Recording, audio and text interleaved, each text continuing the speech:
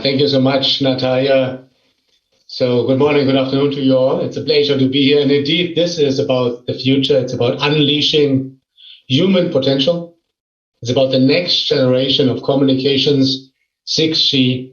And what I can tell you right up front, and this I think is very important and it's key, as we now have this unique opportunity to frame and define what 6G is.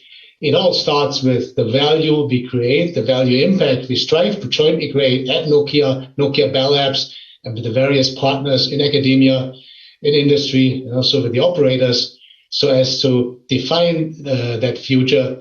And it all starts with aspects of sustainability, trustworthiness, and inclusion. And maybe that's different from previous Gs, and we'll come back to this as I will share with you a couple of thoughts as to what sustainability is about at Nokia and beyond, and in particular also why 6G is all about opportunity to make it happen.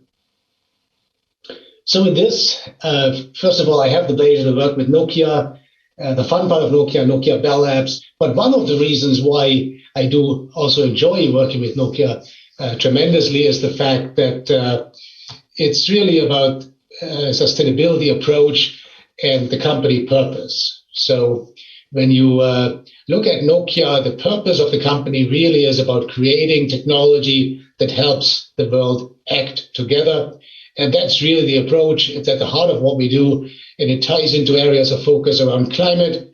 You've heard some aspects on why this is relevant at this time, and probably all aware, building on the earlier speakers. So climate, net zero, change, and impact is needed. Culture and integrity are two other aspects. And what I can also tell you is that we at Nokia have, I think, what can be considered a foundation of good practice in a variety of dimensions. Some of these tie into environmental management and circularity.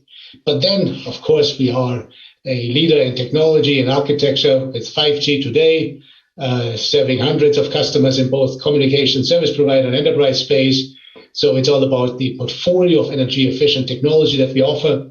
But then I think the impact we can make and we strive to make, and this is very important, goes beyond the technology per se. It includes aspects in a broader sense, being relevant in conjunction with sustainability topic, such as supplier, human labor rights, as well as health and safety aspects, labor practices, more broadly speaking, in our own operations, of course, and the way also we source. And last but not least, I think that's also a prominent topic, and we'll come back to it. Why? Because it's very important also as a research domain in technology sense for 6G data privacy and security trustworthiness.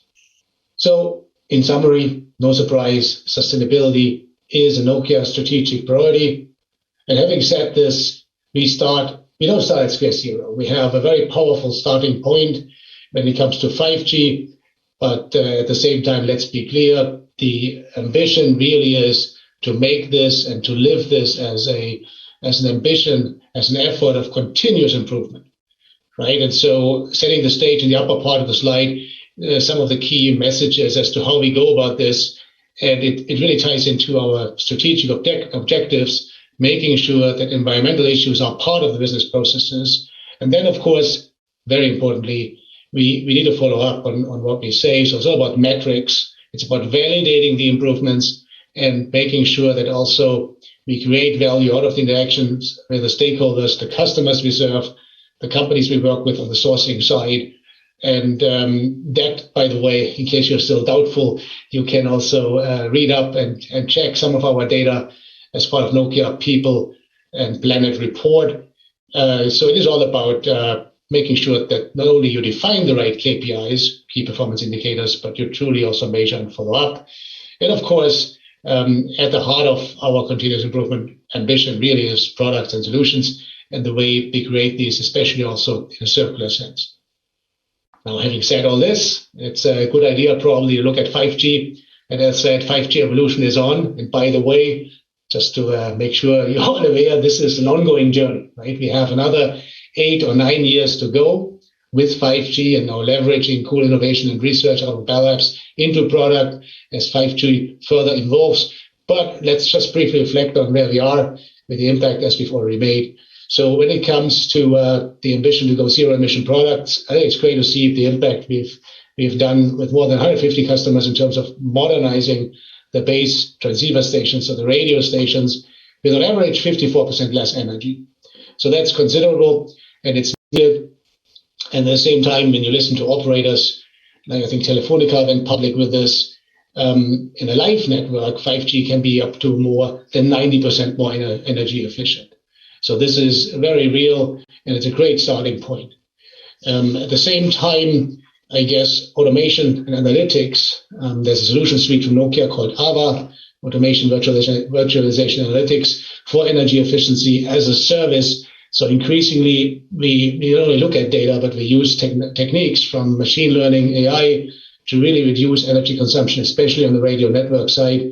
And of course, there's all this beneficial impact for the various customers, the various sectors that our customers serve, and in some cases also Nokia serve direct.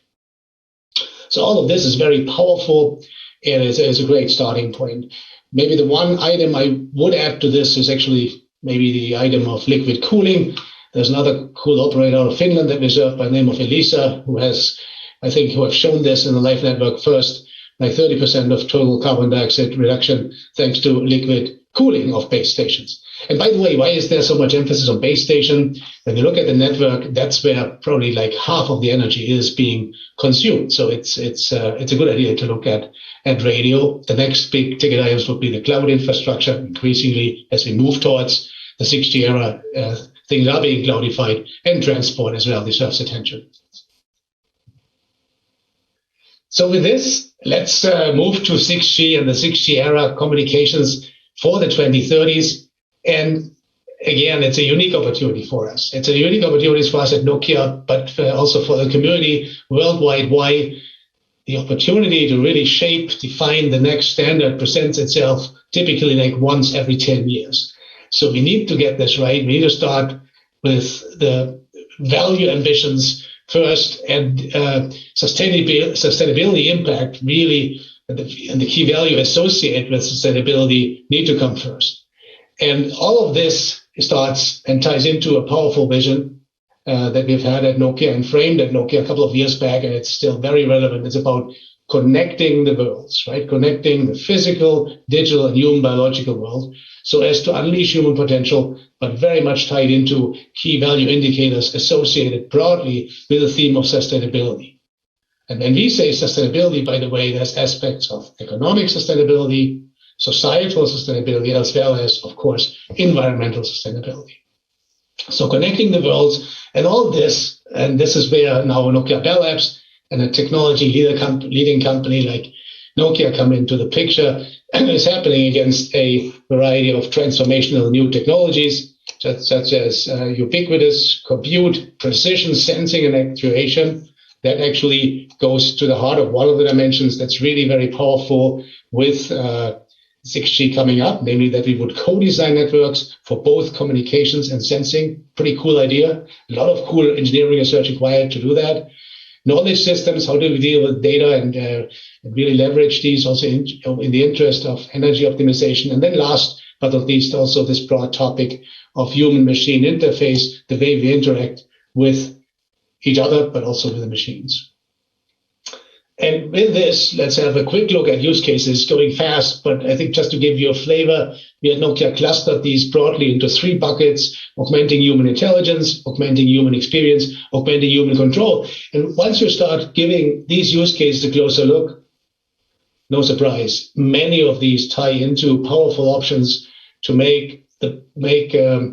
contribute to sustainability objectives and to make the planet more sustainable. Right? It starts with augmenting human experience. Now, of course, with Corona, we all wish that we could travel again and meet up face to face. And yet, the options that we today have in a session like this, and that in the 6G era we would have with fully immersive telepresence, holographic kind of telepresence, that will definitely help to reduce energy consumption and carbon dioxide footprint. Why? Because there will be less need to travel. So that's a good example. So you have good experience at the same time with beneficial impact. And when you look at digital assistants It's another interesting area where I think we can definitely improve human intelligence while at the same time probably reducing the need for people to move around, but especially when you think of the elderly, at the same time allowing them like to stay at home in their trusted environment for longer. And all of this empowered by networks that will provide performance attributes that go beyond what 5G can do. And there's, of course, a whole bucket that ties into the notion of human control, in many cases also optimizing energy consumption, such as cooperating robots. And when you look at some of the requirements associated, therefore, with 6G, some of these are pretty much extreme. And by the way, a word of caution, you will not get all of these at the same time, right? But coming back to the collaborating robots, that's probably where you would potentially need even sub-millisecond latency in some cases, extreme reliability, like 9 nines. And then there's this whole theme of trustworthiness, of course, associated especially also with industrial use cases.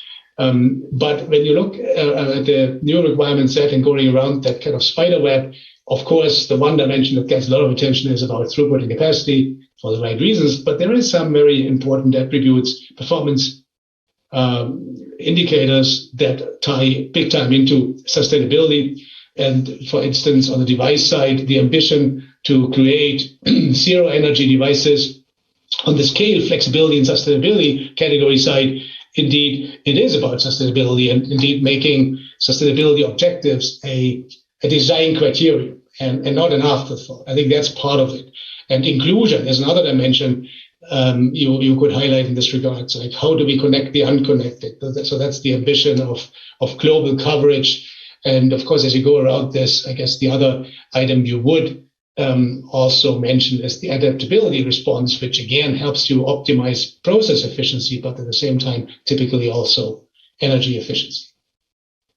So with this, let's have a very quick look at more the technology side, broadly clustered into domains, and how would these help us with energy efficiency and sustainability impact in the 30s. So zero energy devices I already mentioned, and tying into JCAS, another great acronym, Joint Communication and Sensing, very powerful. You use the same spectrum, so it's an element of sharing resource. It's a good way of being efficient. And at the same time, of course, connecting the billions of sensors for fused monitoring, such as for carbon dioxide emission. We've started that journey, by the way, with 5G. Good reference case will be Hamburg Harbor. But now, of course, as we move into the 30s, all of this will be a lot more powerful and consistent. Radio side, chipset miniaturization, even as we miniaturize more, energy consumption goes down. Advanced options of massive MIMO, so moving to phased array antennas with maybe even 1024 elements, and of course tying in the new spectrum. That is, I think, also potentially helpful to increase level of performance, but at the same time trying to find ways that we would not increase overall energy consumption. So the energy efficiency gain will be significant, but we need to manage overall energy consumption. And that's also why we need to look at cloud capability, resource optimization across heterogeneous cloud networks and devices, as well as advanced means of orchestration. And this ties into the theme of automation, as well as, that's the upper right-hand box, items of distributed data and information, notion of federated learning, all with the objective to optimize energy consumption and sustainability objectives. So with this, before we wrap up, I think there's one more aspect to be mentioned, and it's very important. It's part of how we at Nokia go about things in early research. So it's about teaming up with others. It's about pre-competitive joint collaboration, joint research. And I'm happy to share with you all that we at Nokia are engaged in leading the European Union 6G flagship project. It's called HexaX. And there, clearly, we have a unique opportunity to really jointly work together, including Nokia competitors, like a company from Sweden, and key operators, key partners from academia, small to medium enterprise. And in case you're not aware, the whole exercise is coming along very nicely. And when you look at our vision, the 6G vision as we have framed out of HexaX, I think it's very encouraging to see, and again, no surprise, that the topics of sustainability, trustworthiness, and inclusion are right at the heart of this. On the technology side, of course, it's about technology enablers in the areas of new radio access, connected intelligence, as well as architectural enablers of network disaggregation and dynamic dependability, but all serving the greater value and context of sustainability, trustworthiness, and inclusion. And with this, back over to you, Natalia, but let's have a quick final hint at related resources for those who wish to dive deeper and probe more. There's a number of good materials available on the web, and of course, I'd like to invite you all to check these out and maybe send your comments and feedback if you feel something is missing. So thank you very much, and back over to you, Natalia. Well, thank you so much, Dr. Ziegler. We actually have 2 questions from the audience that we want to get answers to. So mobile communication systems, as we know, have been the key drivers of digital innovations. And looking ahead to 2030 and beyond, 6G is under definition as the next generation mobile communication system. Now, what do you think would be some of the key technical challenges and research directions at the beginning of 6G definition towards the sustainable development of 6G itself, as well as its role serving as a tool to help improve the sustainable development of the whole society? Well, the question is I could repeat the entire talk, and let me exactly do this. Keep it brief, right? Yeah, I'll keep it brief. So, no, it's a great question. So, first of all, it's opportunity. It's opportunity to really look at what are the relevant problems we try to solve, not just for the information communication industry, the communication context, but really for all the variety of sectors as we serve. It's happening now with 5G, and we'll see continued momentum with this as we move into the era of 6G. And maybe one of the aspects I did not explicitly mention, and that is very relevant, is the relevance of subnetworks. So specialized subnetworks, millions of them for various contexts of applicability, from farming to industry. And I think that holds a lot of promise. When you look at the enabling technologies, I think I hinted at the key ones in my speech, and I think the best way to summarize is indeed radio, connected intelligence, as well as architecture as broad themes of research. And I guess some of the questions that we currently discuss are, they all start from a gap analysis. So if you go and check out some of the material that we also publish as part of XX results, you can see and check out where we perceive the current gaps are, especially also in the dimension of energy consumption. So let me give you one example more on the radio access network side. It's about how can we optimize systems such that they consume zero energy and zero load. That's a key question. It's a question that's easily formulated, but the answer is not so trivial. And that's a broad area of research. Just to give you one example, as we have currently framed, and we are jointly looking, especially at Nokia Bell Labs, of course, looking for the right elements to answer these questions, but with a greater objective in mind. All right. Thank you so much, Volker. And the final question is, what do you think could be some of the potential new capabilities of 6G that could address the sustainable development agenda in the times to come? Yeah, so it's all about making sure that we, first of all, get a joint and common understanding what are the value indicators we strive to live up to, right? And I guess energy consumption clearly is one. Carbon neutrality, just to be clear, is the obvious one. That I'm, by the way, very confident we can achieve. So then the next one is, even with carbon neutral energy, let's minimize the energy we consume, right? And at the same time get performance improvement as we need, like for the use cases. And that's really part of the answer to your question. For the use cases, for the transformation experience as we strive to create for mankind, right? And so holographic telepresence would be an example. Trustworthy networks, digital twins is another good example. What would it take to really build digital twins of smart cities or of an industrial plant, so as to not only optimize like the overall process environment, and that could be like, how do I get from downtown to the suburb, and 6G can definitely play a role there in terms of tying things together, broad bandwidth, low latency response, and building on connected intelligence in conjunction with architectural innovation and disaggregation. Wonderful. Well, thank you so much for sharing these wonderful insights and for being with us today, Dr. Ziegler.